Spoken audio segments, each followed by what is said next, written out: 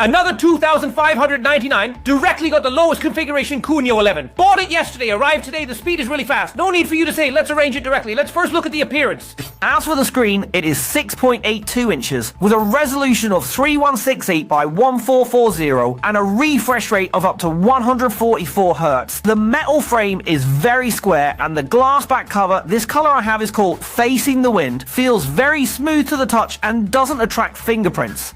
Equipped with a Snapdragon 8 Ultimate Edition processor, mine is 12GB and 256GB with a 7,500 mAh battery and 100-watt charging. My system version is the latest version, and in performance mode, it scored 3,090,000 points, surpassing 96% of users. In terms of gaming, HDR at 90, smooth at 144, we play at 144 1080p, then we turn on performance mode, the touch response rate is high. The battery is at 94%. Let's start directly. Okay, let's directly enter the game. Shake it left and right a bit. Record any small frame rate drops. Shake it left and right. No problem. No problem. Let's jump directly for a moment. 128, passing through the clouds without any fluctuations.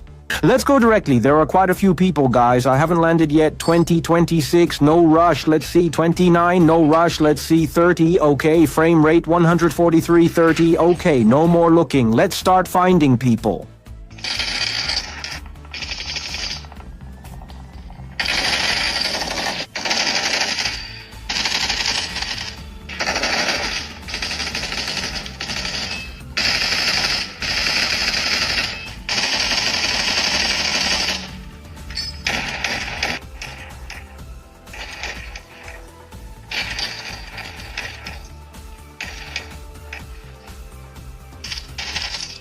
Okay, brothers, we will play for 48 minutes. After playing, the phone is at 43.5. Room temperature is 18.9. And the battery is at 78%, consuming 16%. Now let's look at the frame rate graph, averaging 140.9. We recorded continuously, and you can see the small frame rate is also a straight line. The smoothness and responsiveness are fine while playing.